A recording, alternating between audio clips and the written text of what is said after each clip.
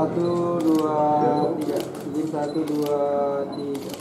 Pada kesempatan ini Polresida bersama dengan jajaran akan menyampaikan press release terkait dengan kegiatan kepolisian yang dilaksanakan, yaitu KRID, kegiatan rutin yang dilaksanakan selama kurun waktu 11 hari, terhitung dari tanggal 22 Maret sampai dengan 1 April tahun 2024. Dan kemudian juga nanti juga saya akan menyampaikan hasil pelaksanaan kegiatan operasi kepolisian keselamatan tahun 2024, dan kemudian yang terakhir adalah kesiapan dalam rangka untuk pelaksanaan kegiatan operasi ketupat yang dilaksanakan selama kurang lebih 13 hari. Saya akan menyampaikan terkait dengan hasil KRID yang merupakan kasus konvensional di mana telah diungkap sebanyak 8 kasus dengan tersangka 30 orang. Dengan perincian adalah sebagai berikut. Yang pertama, kasus pencurian sebanyak 1 kasus dengan tersangka 1 orang. Kemudian barang bukti yang kita amankan sebanyak Rp775.000 uang tunai. Dan kemudian pasal yang dipersangkakan adalah pasal 363 subsidiar pasal 362 KUHP dengan hukuman penjara selama-lamanya 7 tahun. Kemudian yang kedua adalah kasus ditemukannya muda-mudi dalam satu kamar tanpa ikatan suami istri. Tersangka 1 kasus, kemudian tersangka 2 orang, 1 kasus, barang bukti nihil, dan kemudian kita lakukan upaya-upaya pembinaan terhadap yang bersangkutan. Kemudian yang ketiga terkait dengan kasus minuman keras sebanyak 3 kasus dengan tersangka 13 orang. Adapun untuk barang bukti sebagaimana kita gerakkan di depan, yaitu berupa 6 botol miras jenis anggur putih, kemudian 12 botol miras jenis angker, 36 botol miras jenis San Miguel, kemudian 3 botol miras jenis ACC soda, 3 botol miras jenis Cash Fresh, kemudian 7 jergen berisikan 260 liter balok. Kemudian adapun untuk pasal yang dipersangkakan adalah pasal 300 KUHP dengan ancaman hukuman 1 tahun penjara. Dicontohkan dengan Perda Nomor 7 Tahun 2005 tentang larangan peredaran miras. Kemudian keempat terkait dengan kasus penganiayaan sebanyak 1 kasus dengan tersangka 1 orang, dan kemudian barang bukti yang kita amankan berupa 1 unit sepeda motor Piaggio Vespa. Adapun untuk pasal yang dipersangkakan adalah pasal 351 KUHP dengan ancaman hukuman paling lama 2 tahun 8 bulan dengan denda paling banyak Rp400.000. Kemudian selanjutnya kasus prostitusi sebanyak 1 kasus dengan 12 orang tersangka.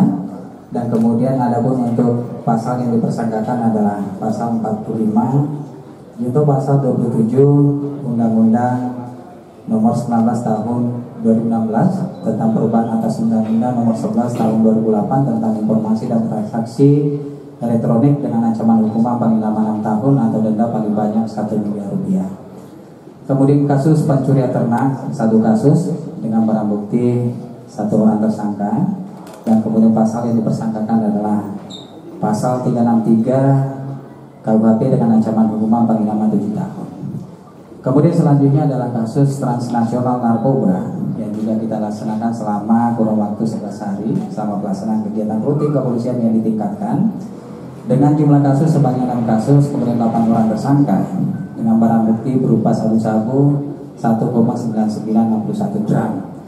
Kemudian ada pun pasal dan ancaman hukuman terkait dengan sabu-sabu ini adalah pasal 112, kemudian pasal 114 dan pasal 132 Undang-Undang Nomor 35 Tahun 2009 tentang narkotika, di mana pidana penjara paling singkat 4 tahun dan paling lama sebanyak 20 tahun penjara.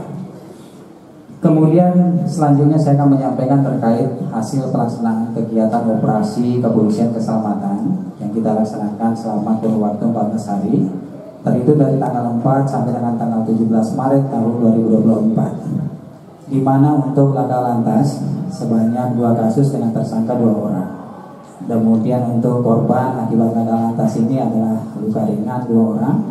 Dan kemudian untuk barang bukti berupa 1 unit roda 2. Kemudian ada pun untuk pelanggaran lalu lintas untuk tilang sebanyak 24 tilang, kemudian teguran sebanyak 415, Dan kemudian kendaraan bermotor yang kita amankan adalah 19 unit roda 2 dan kemudian 5 unit roda 4. Kemudian berupa barang bukti yang kita sita dalam ini adalah surat-surat berikut dengan kendaraan bermotor, yaitu SIM sebanyak 3 buah, kemudian STK 14 buah dan kendaraan bermotor 7 unit.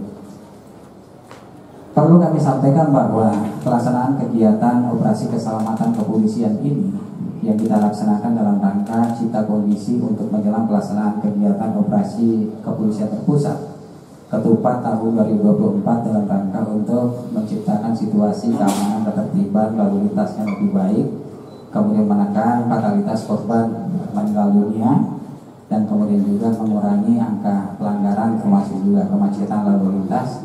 Berikut yang paling penting adalah untuk meningkatkan kepatuhan ketaatan masyarakat kita di dalam berlalu lintas.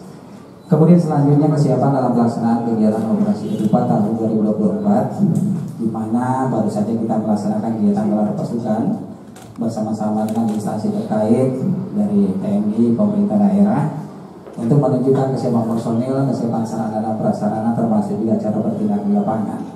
Adapun untuk personil yang kita libatkan sebanyak 140 personil, terdiri dari 70 personil Polri dan kemudian 40 personil gabungan dari TNI, kemudian pemerintah daerah. Di dalamnya ada dari Dinas Perhubungan, Satpol PP, Dinas Kesehatan, BPBD, dan kemudian juga termasuk mitra Kantikmas yang lain.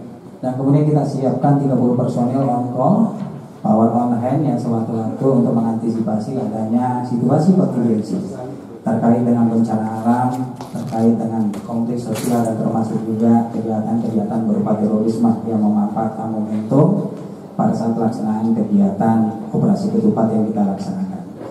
Personil ini nantinya akan kita sebar di 4 lokasi secara bersama-sama, yaitu di pos terdiri dari pos terpadu di Gandawa, dan kemudian pos pelayanan di Rawowoy, kemudian pos pengamanan di Tangguh Edo, termasuk juga yang ada di Pancarijaya.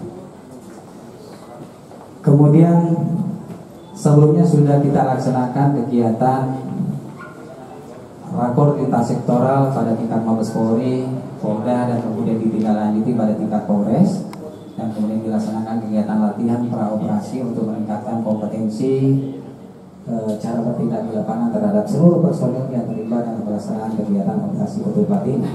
Sehingga kita berharap bahwa pelaksanaan kegiatan operasi Ketupat ini nantinya bisa memberikan jaminan keamanan, kenyamanan kepada masyarakat kita yang akan melaksanakan kegiatan aktivitas di tempat ibadah, dan kemudian juga memberikan jaminan keamanan keselamatan masyarakat kita yang akan melaksanakan aktivitas di pusat-pusat perbelanjaan, di tempat wisata, dan kemudian juga di malam takbiran, dan puncaknya adalah pada saat pelaksanaan kegiatan sholat Idul Fitri 1443 Hijriah, termasuk juga memastikan bahwa distribusi baboktik bahan pokok penting itu berjalan dengan lancar di wilayah Kabupaten Cirebon, termasuk juga distribusi BBM pun tidak berjalan dengan lancar, dan kemudian juga tidak adanya tindakan-tindakan yang seperti petasan, mercon, balapan liar, dan kemudian juga pesta miras, pesta narkoba. Dan kemudian yang paling penting adalah bahwa tidak ada bencana alam yang terjadi di wilayah kita. Kalau misalkan ada, tentunya kita siap dalam rangka untuk melaksanakan kegiatan pergerakan personil untuk mengamankan itu. Dan kemudian keselamatan anggota tentunya terlibat dalam pelaksanaan kegiatan operasi ini harus kita jamin keselamatan mereka, sehingga nantinya insya Allah bisa berjalan dengan baik.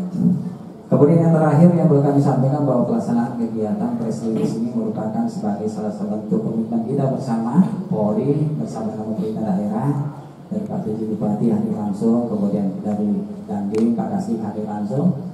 Komitmen kita untuk memberikan informasi keterbukaan terhadap publik, terhadap masyarakat di wilayah Kabupaten Cirebon atas kegiatan-kegiatan kita yang kita laksanakan dalam rangka untuk memberikan jaminan keamanan, jaminan kelancaran, keselamatan, kondisivitas yang ada di wilayah Kabupaten Cirebon.